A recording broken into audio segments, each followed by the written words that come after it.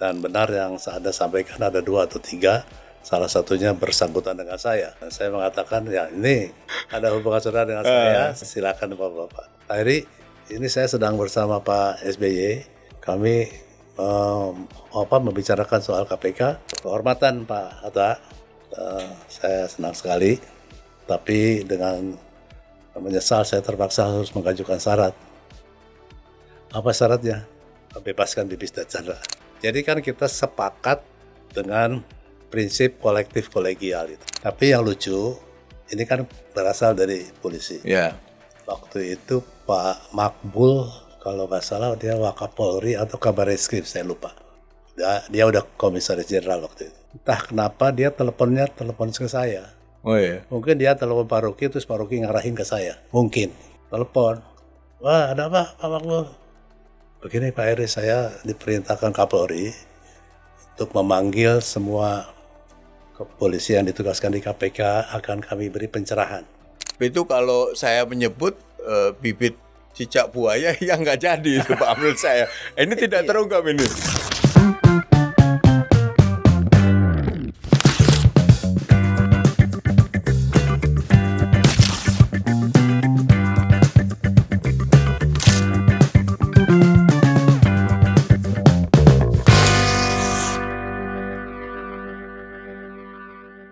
Sahabat akal sehat, selamat datang di The Johan Budi Untold Story. Episode kali ini kita masih bicara tentang KPK. Dari sejarah mulai berdiri dan bagaimana pimpinan KPK waktu itu membentuk dan kemudian menata baik itu kultur, baik itu kode etik dan yang berkaitan dengan lembaga KPK. Hari ini saya mengundang salah satu pimpinan KPK periode 2003-2007, Pak Eri Riana Harja Pamegas. Selamat datang Pak Eri, kabar baik Pak? Alhamdulillah kabar baik. Yang tidak baik itu yang... Jadi kali ini kita ingin bicara, diskusi santai Pak, dan podcast ini memang berkaitan dengan hal-hal yang dulu di berita tetapi cerita-cerita yang tidak terungkap di berita, kira-kira gitulah. Nah pasti orang atau pemirsa podcast kita ini ingin tahu bagaimana sejarah dari lembaga KPK yang saat ini saya kira disegani dan juga sangat populer ya, 2003-2004 tentu publik tidak tahu apa itu sebenarnya KPK. Bisa mulai diceritakan Pak, bagaimana dulu Pak Eri, Pak Ruki, Pak Amin, Pak Tumpak dan juga Pak Rasul membangun lembaga KPK dari benar-benar nol. Banyak cerita yang waktu itu saya dengar ya. Silakan Pak Eri. Ya, mungkin saya awali dulu dengan kenapa saya bisa terdampar di sana ya. Saya pensiun atau diberhentikan dari Direktur Utama pada tahun 2002.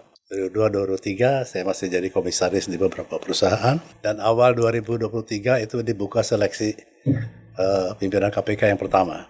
Nah, di luar kegiatan korporasi, saya juga aktif di LSM Masyarakat Transparansi NGO ya, MTI ya. MTI yang menjadi waktu itu lokomotif lah untuk perancangan dan pengajuan undang-undang KPK. Jadi pada waktu ngobrol-ngobrol itu ada Pak Amin Sunaryadi, Pak Sudirman Said, Chandra Hamzah, Ahmad Fikri Assegaf, dan banyak lagi yang lain. Jadi waktu ngobrol-ngobrol gitu ya, kita yang nyusun, ya kita juga mesti ikut dong, jangan cuma nyusun aja. Gitu. Semuanya mendorong saya untuk daftar. Saya tidak pernah bermimpi jadi APH. Saya kan bergelut di dunia korporasi. Tapi karena didesak oleh semuanya dan termasuk Pak Mari Muhammad juga memberikan restu ya, apa boleh buatlah daftar. Akhirnya kabar dari proses panjang sekitar 6 bulan itu diterima pada awal Desember lah. Awal Desember pasti akan dilantik pada 27 Desember kalau nggak salah. pokoknya akhir Desember menjelang Akhir Desember 2003. 2003. Iya. Nah, setelah tahu, ya kita berhubungan lah 5 orang ini. Saya kebetulan udah kenal Pak Taufik sebelumnya, karena adiknya saya kenal, kakaknya saya kenal, dan Pak Taufik sendiri bersama-sama saya membantu Pak Romli pada awal panitia persiapan pembentukan KPK pada waktu itu. Pak Amin yang sudah sama-sama di MTI, Pak Sarudin Rasul saya pernah ketemu aja tapi tidak begitu kenal. Pak PPKP ya waktu itu. PPKP, Pak THP semuanya nggak kenal. Ya. Tapi Pak THP dengan mudah bisa cair dan berkomunikasi. Nah, pertama kali kami bertemu di ada restoran kecil di Jalan Bangka. Ya, saya lupa namanya, Kepompong apa-apa. Saya lupa. Itu ngobrol, kemudian sempat juga di Bimasena. Saya waktu itu masih anggota Bimasena sampai sekarang.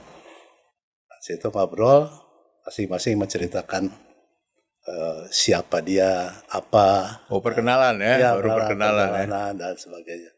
Semua gitu. Ya, menggunakan papan tulis kertas itu. Ya, kemudian menyamakan persepsi, menyamakan pemahaman dan seterusnya. Nah, akhirnya tiba pelantikan yang disaksikan oleh Presiden pada tanggal, saya lupa itu 29 Desember pelantikan Desember. oleh Bu Megawati Soekarno Putri. 9 Desember 2003. Pertama-tama yang kita usahakan di mana kita berkantor kan. Ya. Kita berhubungan dan alhamdulillah mendapat dukungan dari Pak Bambang Gesowo waktu itu. Sekretaris negara. Akhirnya dapat di Jalan Veteran. Nah, cukup lama Pak jaraknya antara dapat veteran dengan pelantikan itu? Nggak terlalu lama lah, mungkin seminggu 2 minggu lah. Oh, ya. Cuman kan Undang-Undang KPK waktu itu menyatakan antara lain melebur KPKPN KPKPN ke dalam KPK.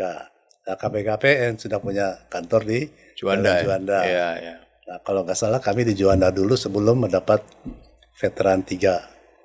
Ya, di awal-awal depannya itu. DPA dulu ya, Pak ya? Sebelahan. Oh iya, sebelahan. Sebelahan. Sebelah MA, sebelahan sama DPA. Nah, apa yang kami lakukan tentu saja kita merancang organisasi, kantor harus kita isi, bikin denahnya seperti apa. Ya. Nah, kebetulan saya punya kenalan banyak lah desain interior dan sebagainya yang mau membantu kita pro bono. Pro bono ya, dulu saya sering dengar tuh banyak sekali yang ini pro bono dulu. Orangnya masih bantu. Ada, namanya Ibu Naning yang punya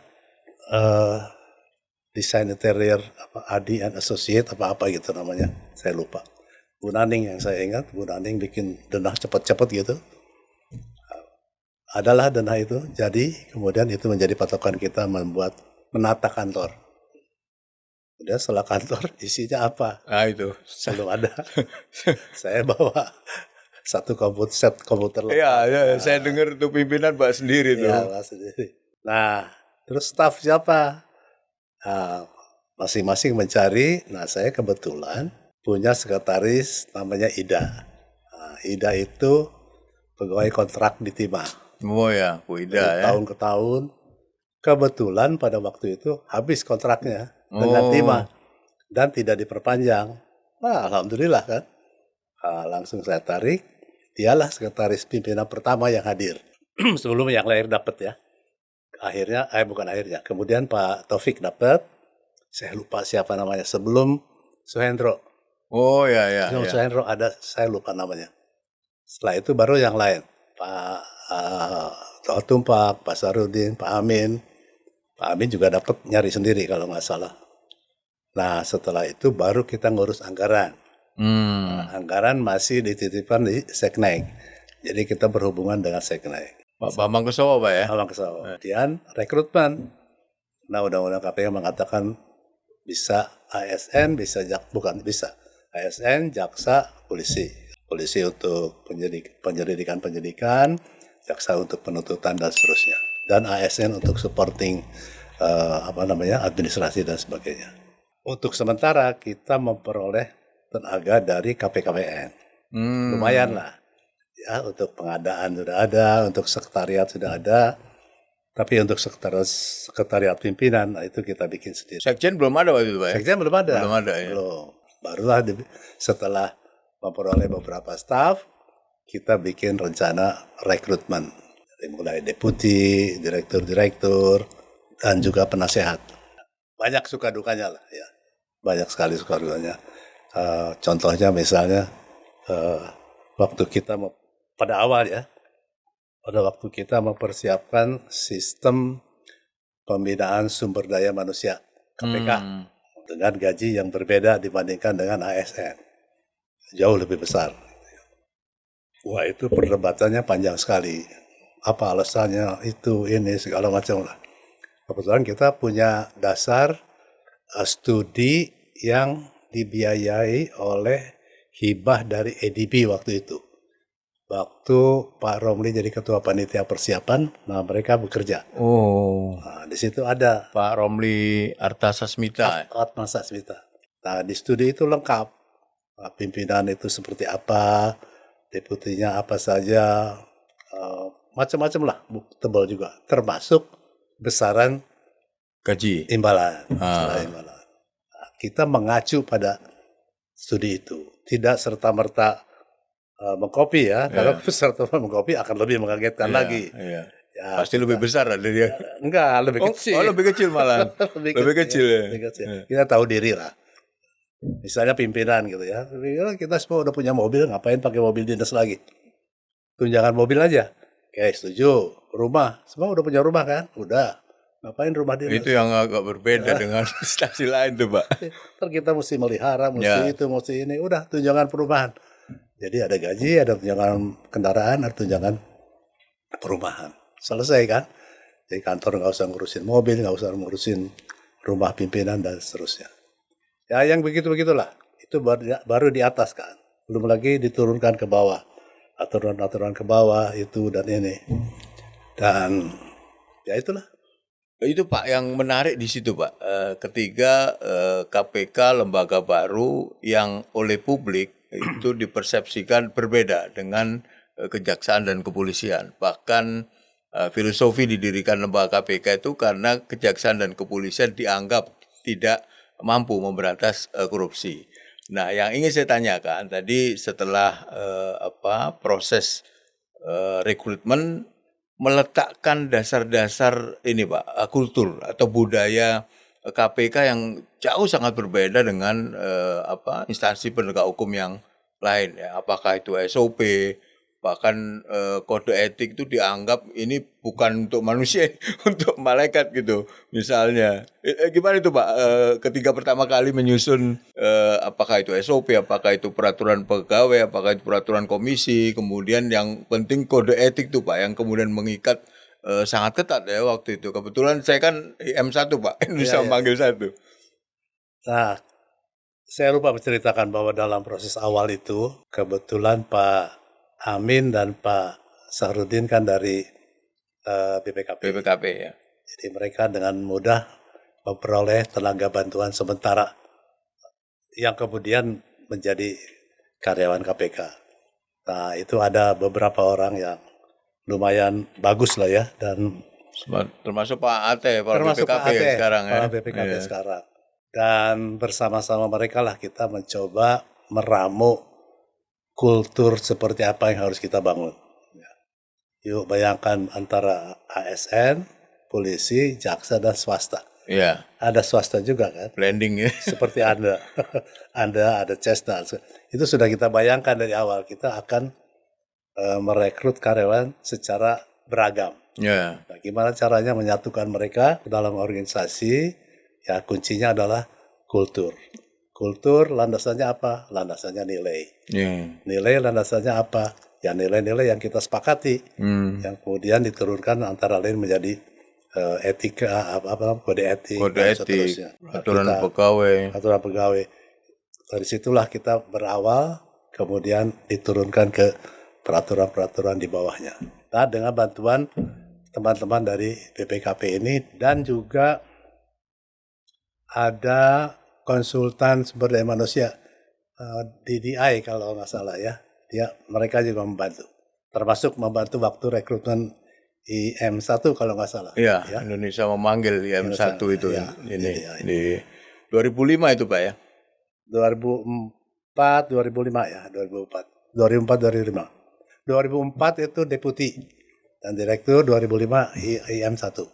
Bisa dikatakan begitu KPK lengkap dan siap untuk bekerja itu kapan Pak? Dengan perangkat yang sudah lengkap tadi. Maksudnya udah ada peraturan komisi, peraturan pegawai, ada kode etik, ada SOP. Itu kapan itu? Dari mulai pelantikan Desember, kemudian ada rekrutmen direktur deputi 2004 dan Indonesia memanggil 2005 waktu itu. Ya. Ya 2004 sudah setengah siap lah. Oh 2004 ya. 2004. Tapi siap betul itu 2005. Ya menjelang akhir 2005 lah. Waktu itu kan masih belum jelas Pak gaji dibilang persekot tuh. Gimana tuh Pak? Ya. Gaji Anggaran yang kita terima itu waktu persekot tuh istilahnya itu. anggaran masih terbatas. Ya. Uang muka gaji setengahnya kalau nggak salah dari yang kita usulkan ya, kalau saya tidak salah. Kemudian yang lain-lain juga uang muka dulu, baru 6 bulan kemudian menjadi definitif dan semuanya dirapel lah ke Setelah ada peraturan pemerintah kalau nggak salah pemerintah mengenai SDM 2005 ya. Ya, baru tuh gajinya full. Full ya. Ya, ya. Itu pun saya mengalami itu Pak. Bulan ini dengan bulan depan tuh bisa turun, bisa naik gitu. Nah, bisa turun 500, bisa naik 500 gitu. Nah, kemudian setelah itu KPK mulai menangani perkara Pak. Kita masuk pada periode itu kapan tuh Pak? Saya lupa tanggalnya. Yang pertama itu Kasusnya Abdul Putih? Bukan, Let ya? bukan. Abdullah Putih kalau nggak salah ya. Putih, terus yang KPU itu siapa namanya? Mulyana W. Kusuma ya. Terus baru yang Maluku itu. Jadi ketika pertama kali KPK kemudian menangani perkara, ada cobaan besar Pak waktu itu. Harapan publik KPK berbeda dengan institusi penegak hukum yang lain. Ada kejadian Pak, ada penyidik yang kemudian meminta uang ke saksi. Itu bagaimana itu Pak ceritanya dan yang menangkap KPK sendiri waktu itu? Ya saya masih ingat namanya Suparman. Iya, AKP Suparman. Dari polisi ya. Itu kita sangat terpukul, tapi dengan sigap kita menangani sendiri, menangkap sendiri, menyidik sendiri, dan menuntut sendiri. Bagaimana Pak mengembalikan itu Pak? Mengembalikan kepercayaan itu. Di tengah KPK baru berdiri, kemudian kalau nggak salah Pak Eri yang ngurusin soal-soal wartawan, soal humas itu waktu itu. Iya, Bagaimana menjelaskan itu kemudian isu itu tidak berkelanjutan lah. Kemudian kepercayaan tumbuh kembali itu. Itu gimana Pak? Nah, pengalaman saya sebagai dirut timah menghadapi media itu kuncinya cuma satu, kita terbuka. Wah, transparan Pak ya. Terbuka, tapi kita kemudian kasih tahu yang ini jangan, yang itu jangan. Nah, mereka akan paham dengan itu. Dan Pak Eri cukup dekat juga sama media ya. Dan asas itu saya pegang terus. Nah, berdasarkan itu mereka bisa paham. Yang penting kita terbuka dan menunjukkan bahwa kita sungguh-sungguh menangani soal ini. Dan cukup lama, tuntutannya cukup berat juga itu.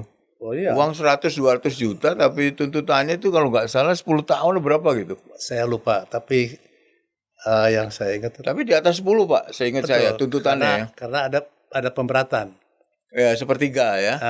Sepertiga. Sebagai penegak hukum diperberat sepertiga.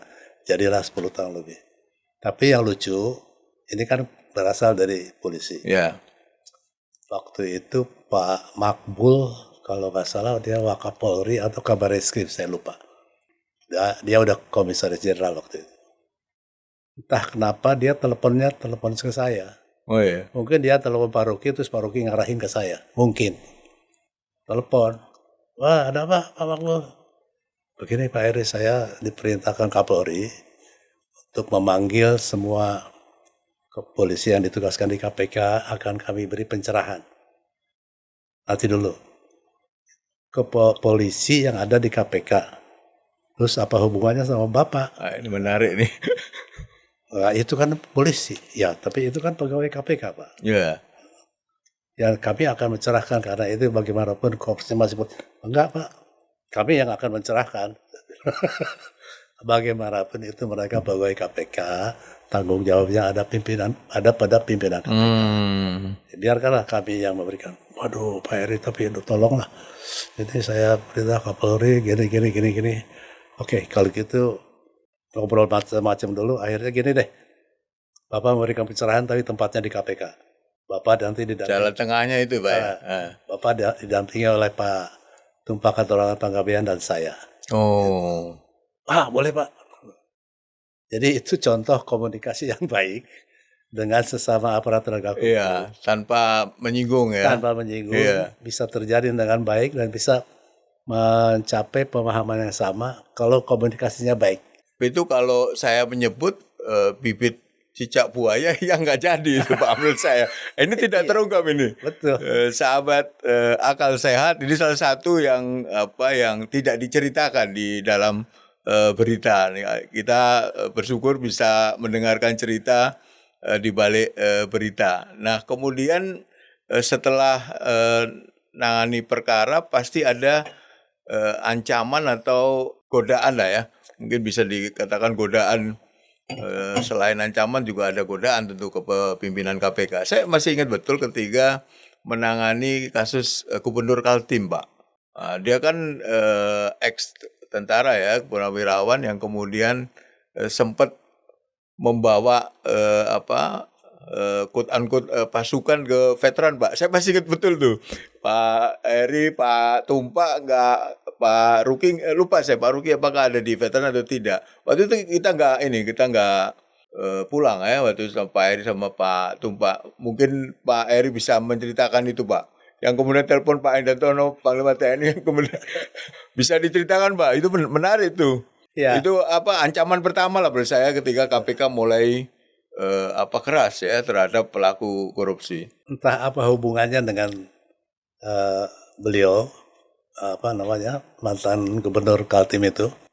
Tapi tiba-tiba ada seorang perwira menengah datang ke KPK sengaja untuk membela dia dengan TNI AD, Pak, waktu itu. TNI Angkatan Darat ya.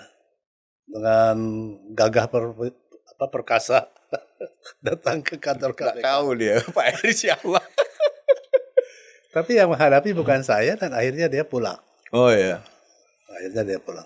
Ya terus saya lapor ke Panglima TNI waktu itu Pak Endrianto Sutarto. Ya, entah apa tindakannya kita nggak tahu lagi, tapi yang penting udah selesai lah. Itu dipukulin, Pak. Tentara yang bukan tentara. Saya nggak tahu apakah itu tentara atau tidak, tapi yang pasti itu suruhannya Gubernur Kaltim waktu itu. Saya masih ingat betul, Bapak. Saya malah nggak ingat yang itu. Yang saya ingat ada Pamen yang datang. Kemudian sama Pas Pampres diusir. Nggak boleh itu pertama yang ada ketegangan lah meskipun tidak terlalu berat ya, bahkan Pak Tumpak waktu itu gimana awasin di luar masih ada nggak orang-orang gitu lah. Salah satu hal yang kemudian dialami oleh KPK sebagai lembaga ketika keras betul ya terhadap pelaku tindak pidana korupsi. Nah, setelah penanganan perkara yang pertama dilakukan oleh KPK, kemudian ada cerita yang kalau KPK itu sebuah saham itu blue chip, Pak, yaitu OTT, yang kemudian ada penyadapan ya, ramai bahkan anggota DPR waktu itu sempat komplain lah ya dengan kelakuan lembaga KPK dianggap ini paling berkuasa, tidak ada yang ngawasi. Setahu saya tidak pernah dilakukan oleh penegak hukum yang lain ya. Yang pada waktu itu belum. Ya. Belum ada seingat saya. Yang kemudian menjadi trending KPK kemudian OTT dan disangkutkan dengan penyadapan waktu itu. Ya, saya ingat di awal-awal itu kami dibantu oleh Densus. Waktu itu Pak Goris Mere. Oh, Densus 88. Pak Goris Mere dan satu lagi wakilnya saya lupa. Itu sama-sama Pak Amin kita ngobrol, akhirnya mereka membantu. untuk OTT pertama kalau nggak salah. OTT pertama apa yang kedua? Ada satu lagi Pak yang mungkin bisa jadi contoh ya menurut saya adalah bagaimana sikap pimpinan KPK waktu itu yang kemudian ada tersangka atau calon tersangka mempunyai hubungan kerabat Pak dengan pimpinan KPK atau saudara. Bagaimana itu bisa tegas tanpa melihat tidak peduli mau saudara atau mau, dan itu dibuktikan oleh pimpinan KPK periode yang pertama. Ada 2 atau 3 ya kalau nggak salah yang punya hubungan kerabat atau saudara dengan pimpinan, tapi itu masih ditangkap juga gitu, masih diusut juga dan bahkan dituntut dengan cara yang sama dengan yang bukan kerabat atau saudara pimpinan KPK. Gimana itu Pak? Itu kan nilai-nilai yang waktu itu langka menurut saya. Nah, sebagaimana saya ceritakan di awal tadi, waktu kami berkenalan di restoran Jalan Bangka terus di Bimasena, itu kesepakatan semacam itu kita bentuk, Merinding kita Pak. kita sepakati pada saat itu. Jadi siapapun mereka, apapun mereka, kalau memang sudah terbukti bersalah ya kita harus terima. Dan benar yang Anda sampaikan ada 2 atau 3. Salah satunya bersangkutan dengan saya. Iya. Nah, saya mengatakan ya ini Ya saya nggak ikut itu. Kemarin Pak Ruki cerita juga tuh. ada hubungan saudara dengan saya nggak ikut. Pimpinan nggak ini silakan Bapak-Bapak. declare ya. Declare. Yang penting ada transparansi. Nah, yang kedua Pak almarhum Pak Sarudin Rasul kalau nggak salah. Ya, itu juga begitu. Jadi kan kita sepakat dengan prinsip kolektif kolegial itu kan. Bersama secara kolegial. Tapi bahwa ada pimpinan, ya. Jadi pimpinan itu first among equal. Yang pertama tapi sama, gitu. Yang pertama itu apa artinya? Ya dalam keadaan yang darurat, ya dia yang harus maju sebagai pimpinan. Tapi dalam memutuskan segala kebijakan dan keputusan, ya kita bersama-sama. Kalau tidak dicapai musyawarah, ya kita voting. Melanjutkan yang tadi tuh Pak. Pak Eri kan punya keluarga, punya teman sebelum masuk KPK, punya sahabat yang mungkin ada terkena juga di KPK. Nah, ketika itu Pak, tadi yang disampaikan Pak Eri, bagaimana tanggapan keluarga dan teman-teman lah yang di luar itu? Nggak tahu diri atau apa gitu. Pasti ada tuh Pak. Gimana Pak itu? Pasti ada pro dan kon, dan pasti ada upaya untuk mendatangi rumah, untuk minta tolong. Dan itu terjadi, kebetulan saya nggak ada di rumah waktu itu. Tapi saya sampaikan juga bahwa saya tidak bisa berbuat apa-apa, karena ini sudah menjadi kesepakatan bersama. Ya, selalu ada yang gimana Pak mengatasi itu Pak? Ya, dengan komunikasi yang baik lah. Akhirnya bisa dipahami juga. Itu menjadi nggak baik Pak hubungan Bapak dengan keluarga atau dengan kerabat ya yang? Ya ada yang masih seperti itu. Tapi Anda percaya? Karena ini baru Pak menurut saya apa? Anda percaya atau tidak? Beberapa tahun kemudian saya sudah tidak di KPK dan yang bersangkutan sudah bebas. Kami bertemu di satu restoran di salah satu hotel di Jakarta. Duduk berjauhan tapi saling melihat. Akhirnya kita sama-sama berdiri, saling mendekati dan saling berpelukan. Baik, dia memahami sikap Pak Eri ya Pak. Saya juga memahami keadaan dia. Akhirnya kita berhubungan baik. Kembali baik ya? Kembali baik. Tapi tidak lama kemudian dia meninggal. Kemudian Pak Abdullah Putih juga gitu. Saya ketemu di Financial Club. Gitu juga, jauh. Lihat, akhirnya sama berdiri, sama-sama pelukan. Karena saya sebetulnya memang kenal juga sama beliau. Waktu beliau jadi staf ahli Menteri Perumahannya Pak Kosmas Batubara Pak Akbar Tanjung meresmikan perumahan di Timah waktu itu. Saya kenal cukup baik dengan beliau. Saya lebih masuk agak ke dalam nih Pak. Yang cerita yang tidak ada di berita waktu itu adalah ketika KPK mulai keras ya terhadap atau menegakkan hukum ya berkaitan dengan kasus korupsi. Waktu itu ada nggak Pak yang mencoba telepon Bapak gitu ya? Bahkan Presiden mungkin pernah nggak dulu kalau ada ini menteri atau Presiden yang telepon Bapak, tolonglah jangan diteruskan gitu. Ada nggak Pak itu Pak? Nggak ada. Tapi kalau Atau Bapak memang matiin telepon juga, tahu juga kita. ya ada satu dua lah, ada menteri yang telepon, itu teman kita itu tolong jagain gitu. Oh iya Pak, pasti kita jagain. Tetap diperiksa tapi. Karena dulu ini ada cerita ya kalau habis menetapkan tersangka itu hari Jumat, Sabtunya HP dimatiin. Pak Tumpak itu salah satu yang pernah cerita soal itu. Mungkin. Karena kebanyakan yang telepon nanti. Itu terjadi tuh Pak ya. Ya terjadilah. Tapi yang menarik dan kita hormati itu adalah ketika SBY sengaja mengundang kita berlima ngobrol. Beliau hanya mengeluh satu hal. Mbok, kalau ada dirjen atau menteri yang ditetapkan tersangka oleh KPK, Kasih tahu lah. saya diberitahu lah, Oh, iya. katanya. Diberitahu saja, katanya, bukan melaporkan, bukan apa. Oh, ya dengan senang hati kita sepakat. Jadi setelah itu, kalau sudah ada gelar perkara, kemudian kita rapat dan diputuskan A jadi tersangka dan A itu misalnya Direktur Jenderal atau apa, di depan kita semua baru kita telepon Oh, SBY. Pak Ruki ya. Baru Iya, kita iya. telepon SBY. Mari cerita juga dia. Betul. Jadi Jadi bahasanya memberitahu. memberitahu. Jadi dua hal, Mas Johan. Satu, kita menghormati SBY sebagai kepala negara.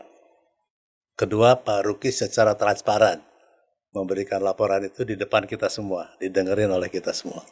Jadi dua-duanya tercapai. Satu, SBY, harapan SBY tercapai, kewajiban kita secara transparan juga tercapai. Pak, ini agak beralih sedikit, tapi masih ada hubungannya sama KPK Pak. Ini soal Pak Eri nih. Pak Eri kan setelah nggak jadi pimpinan KPK masih aktif ya untuk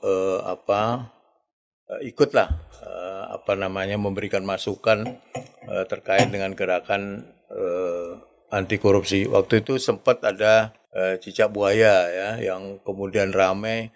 Tapi yang saya ingin tahu bagaimana Pak ketika Pak Eri dan kawan-kawan itu sempat ketika ada revisi undang-undang KPK itu dipanggil atau diminta datang ke istana ya waktu itu. Gimana Pak ceritanya? Apa ini kan ada cerita di balik berita yang menarik menurut saya agak terungkap. Apa yang disampaikan Pak Jokowi selaku presiden waktu itu? 2019 ya waktu itu ya. 2 kali kami dipanggil. 1 kali beserta tokoh-tokoh masyarakat, ada Pak Mahfud, ada Pak Kuntoro, macam-macam lah. Gunawan Muhammad, mungkin ada 20-an orang lah. Diterima di ruang rapat kabinet itu ya. Beliau menyampaikan akan mengamandemen undang-undang itu, undang-undang KPK. Perpu katanya. Ya, perpu. Sempat menyebut Ya, perpu. Banyaklah komentar, termasuk saya segala macam. Akhirnya waktu selesai rapat, beliau mampir ke tempat duduk saya. Akhirnya nanti sama Pak Bibip sama Pak Alex ya kita bahas lagi. Ya. Maksudnya bahas lagi itu apa gitu ya. Perpunya tetap keluar juga. Perpunya nggak keluar Pak waktu itu. Yang revisi undang-undang KPK. Langsung ya. Nggak keluar akhirnya. Keluar juga sebagai undang-undang. Undang-undang 2019 kan? Bukan, jadi gini, yang saya maksud itu gini Pak, setelah 30 2002 kan kemudian diubah menjadi Undang-Undang 19 tahun 2019. Waktu itu kan banyak demo Pak, Oh iya. demo mahasiswa yang ada yang sempat sedikit chaos lah waktu itu di DPR. Nah, seingat saya setelah rame ada tekanan publik kepada Presiden Jokowi agar mengembalikan undang-undang itu ke undang-undang yang awal, yang 30 tahun 2019 ya. Yang 30 2002 diubah menjadi 19 2019. Nah, ada demo dan cukup keras waktu itu demonya. Nah, itu Pak Eri kan diundang juga itu. Ya, yang saya ceritakan tadi itu Oh, ini yang lain ya? 2019. 2019 sebelumnya Oh sebelumnya. diundang juga, Ya ya ya. tapi dengan alasan ini sudah aspirasi koalisi dan Ya. sebagainya, itulah seolah-olah Pak Jokowi tidak berdaya untuk menolak. Nah itu yang menarik tuh Pak. Padahal kemudian ternyata dari saya lupa ada Pak Pram atau siapa, enggak, memang pengennya Pak Jokowi juga gitu. Kedua kali ex-pimpinan KPK, Pak Ruki, semua kita berlima diundang ke istana membicarakan hal yang sama juga, tapi tidak mengubah apa-apa. Iya, ya, makanya Kayak formalitas saja. dulu kalau nggak salah muncul desakan Perpu itu dan Ya. sempat ada statement kalau nggak salah setelah ketemu dengan tokoh-tokoh Bapak dan Pak Mahfud MD waktu itu juga ikut, itu akan ada Perpu kembali ke, tapi itu nggak terjadi sampai hari ini gitu. Betul. Nah, apa yang dibicarakan di dalam diskusi itu, Pak? Ini kan nggak ada di berita ini, Pak. Ya setelah itu kita tahu, baru sadar bahwa Jokowi itu memang pandai membuat jalur formalitas. Yang penting saya sudah terbukti saya bertemu dulu dengan mereka. Ya, bahwa keputusannya lain itu urusan saya.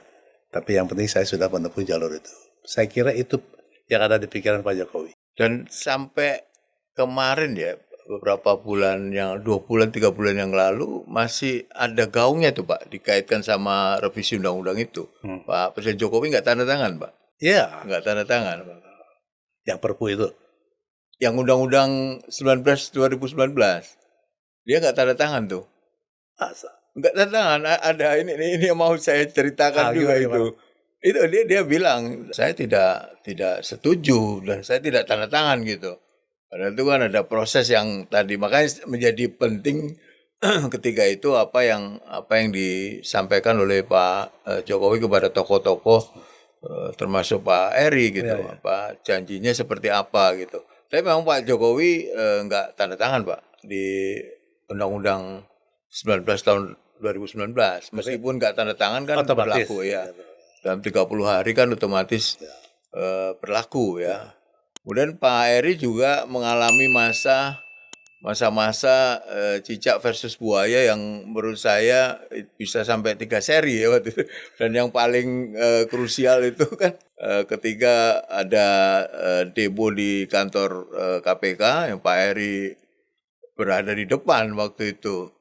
Gimana Pak itu Pak Eri bisa, ini soal sikap Pak, soal bagaimana Pak Eri kok masih terus gitu ya semangat untuk ikut berkontribusi dalam. Pak Eri di depan waktu itu yang cicak versus buaya yang kedua kalau nggak salah. Kedua yang satu. Yang Bibit Chandra. Iya. Bibit Chandra. Ya. Bibit Chandra itu kan fenomenal dulu itu. Gini, yang pertama yang saya ingin bela adalah lembaga. Oh. Ya, lembaga ini sudah susah payah didirikan oleh banyak orang, diinisiatifi oleh parlemen dan seterusnya partai politik, kemudian dirintis berbagai hal, harus dijaga keberlanjutannya. Yang kedua, tentu saja pimpinan KPK tidak bisa semena-mena seperti itu. Kalau pimpinan KPK saja bisa dibegitukan, apalagi rakyat biasa. Oleh karena itu kita mati-matian lah waktu itu ya, termasuk Pak Ruki juga ikut kan. Nah yang menarik pada satu hari, waktu itu saya ada di kamarnya Pak Chandra belum ditahan waktu itu, tapi sudah mulai ribut. Pak Eri ke Mabes juga waktu itu kan, minta ditahan sebagai. Oh iya, waktu ditahan. Ini sebelum ditahan. Oh sebelum ditahan. Sebelum ditahan, sudah ada wacana Bibit Chandra akan diganti. Bibit Chandra sama Antasari ya mau diganti. Antasari udah. Iya, Antasari, Bibit Chandra mau diganti. Pak Antasari duluan Pak yang duluan. Iya. Iya betul, Pak Antasari duluan. Terus ada telepon dari Pak Hatta Rajasa. Oh. Pak Eri, ini saya sedang bersama Pak SBY. Kami mau membicarakan soal KPK. Kami mohon kesediaan Bapak untuk menjadi PLT ketua. Oh, sempat itu Pak ya. Ini yang nggak ada di berita ini. Iya. Pak Hatta saya Pak Hatta menteri Mensesnek Mensesnek, ya. kehormatan Pak Hatta, saya senang sekali, tapi dengan menyesal saya terpaksa harus mengajukan syarat. Apa syaratnya? Bebaskan Bibis dan Chandra. Oh, Oh oke, nanti saya sampaikan katanya. Akhirnya nggak jadi, yang jadi kan Pak THP. Pak THP. Nah, nggak ada masalah sih dari situnya. Tapi yang saya yang saya surprise itu kok telepon langsung dari istana. Saya juga terpaksa harus mengatakan seperti itu, bahwa itu merupakan sikap saya gitu. Tapi akan akhirnya dikembalikan kan Pak Bibit dan Pak Chandra Iya, iya, iya. kembalikan yang kemudian karena Pak Antasari ada persoalan hukum lalu Pak Tumpak ya waktu itu Tumpak, ya. PLT. Penyelamatnya Pak Ketua. THP lah. Iya. Ya kan? Jadi Pak THP sempat membawahi Bibit, Chandra, siapa lagi? Dua lagi? Pak Yasin, Pak Yasin sama Pak Haryono. Pak Haryono. Iya. Ya, betul. Pak Haryono, Pak Yasin, Sampai selesai baru yang jilid 3 kan? baru jilid 3 direkrut ya. Ya, direkrut. Kalau pandangan Bapak setelah ada Undang-Undang 2019 dengan ketika Undang-Undang 30 tahun 2002 tentang KPK ada perubahan mendasar nggak Pak? Sangat dong. Sangat ya. Ya, status Bapak setuju itu melemahkan lembaga KPK ya? sangat. Karena bagaimanapun sebuah organisasi ditentukan oleh SDM. Ya kan? Kita setuju kan? SDM, sistem operasi, SOP, aturan-aturan, kultur dan sebagainya. Tapi yang tidak kalah pentingnya kan imbalan juga. Kita mau nggak mau realistis harus memperhatikan betapa pentingnya imbalan. Nah, dengan disamakannya pegawai KPK sebagai ASN, tentu penghasilannya imbalannya akan sama dengan ASN, berarti turun kan. Satu. Yang kedua, ASN itu agak berbelit ketika mengenakan sanksi. Sedangkan di KPK peraturan kepegawaian KPK agak lebih lugas. Kalau memang salah, melanggar etik dan sebagainya, itunya jelas. Dan ada yang di ASN nggak ada, yaitu wadah Pegawai. Nggak Nah, ini lupa saya tanya, ini menarik juga. KPK waktu berdiri dan menurut undang-undang adalah lembaga negara yang independen ya. Nah, gimana Pak ide soal wadah pegawai yang kemudian dianggap sebagai partner ya, waktu itu partner pimpinan KPK dalam kaitan dengan pimpinan KPK menjalankan roda organisasi. Ini kan agak berbeda Pak. Baru ada wadah pegawai serikat pekerja lah kalau di itu, padahal sebuah lembaga hukum yang harusnya kan komando itu ya, kalau dari apalagi kalau berkaitan dengan penindakan. Kebetulan saya ketua wadah pegawai pertama Pak. Gimana Pak waktu itu pimpinan kok kemudian rela ya membuka peluang untuk ada wadah pegawai atau serikat pekerja di sebuah lembaga penegak hukum ini. Saya lupa Apa ininya Pak? saya lupa prosesnya, tapi akhirnya kita sepakat. Kita berlima sepakat. Itu penting untuk kontrol. Ya, kita tidak mungkin mengendalikan semuanya dengan detail, dan kita perlu bantuan dari dari sekelompok orang yang punya pemahaman dan misi dan passion yang sama. Kita akhirnya sepakat. Cuma namanya aja kita haluskan ya, jadi wadah pegawai. Waktu Cicak versus Buah yang pertama itu Pak, wadah pegawai juga berkoordinasi Pak dengan Menko Polhukam waktu itu. Jadi ada ini didengar juga suaranya itu. Sama Pak Hatta waktu itu saya ketua wadah pegawai, saya sempat juga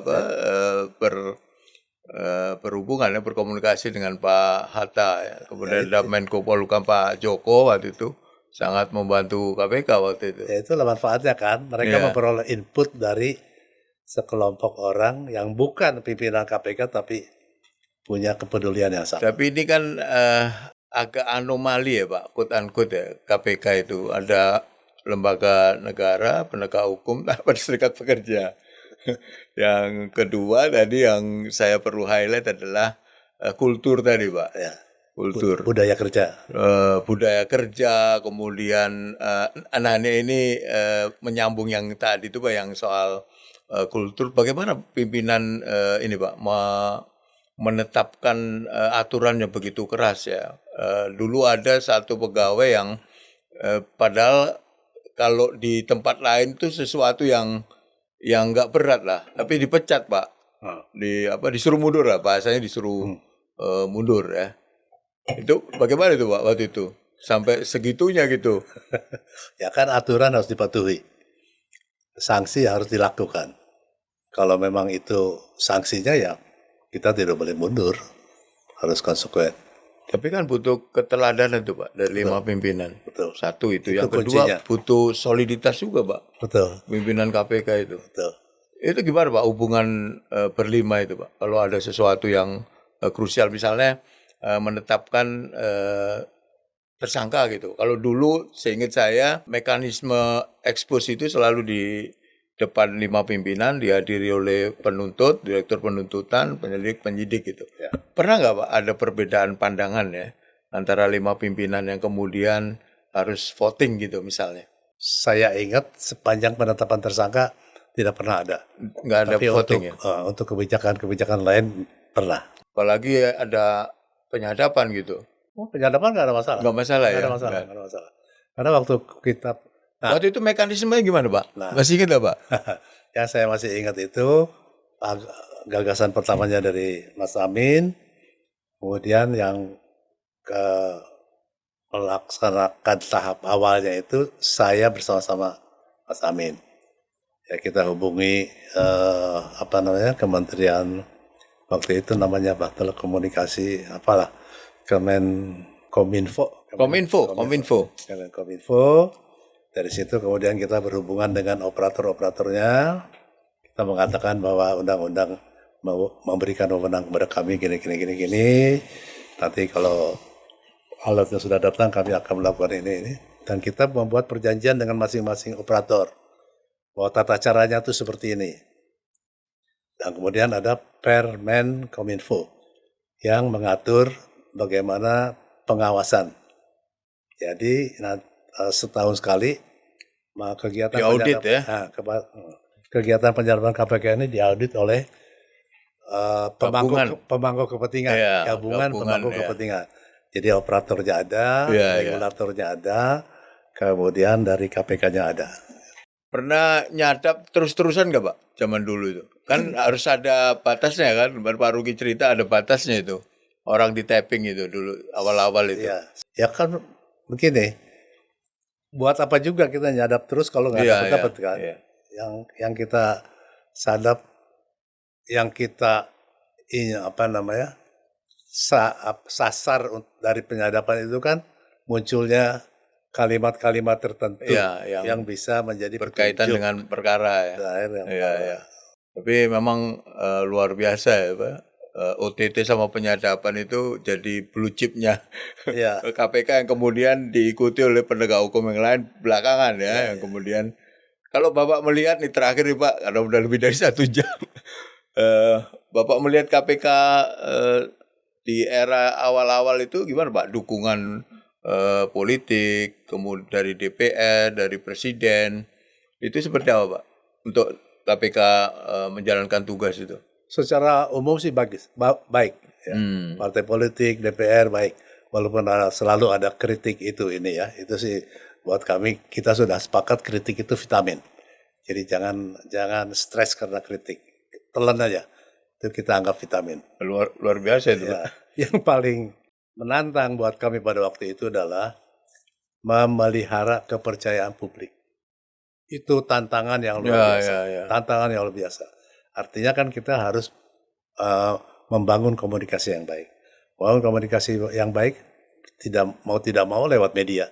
Oleh karena itu kita harus bina hubungan dengan media. Jadi melihara kepercayaan publik itu tantangan paling berat. Saya kira sampai sekarang masih lah memelihara kepercayaan publik. Tanpa kepercayaan publik Anda bukan siapa-siapa. Dan tidak akan dapat dukungan. Betul. Seingat saya untuk melakukan revisi Undang-Undang KPK, niat untuk melakukan revisi Undang-Undang KPK berapa kali dilakukan. Betul. Tapi dukungan publik luar biasa tuh kepada KPK, sampai yang bangun gedung sampai urunan tuh Pak, itu merinding juga kita dengar betapa KPK didukung publik yang sangat luar biasa. Pak Eri, terima kasih menghadiri undangan kami di Tujuan Budi Untold Story.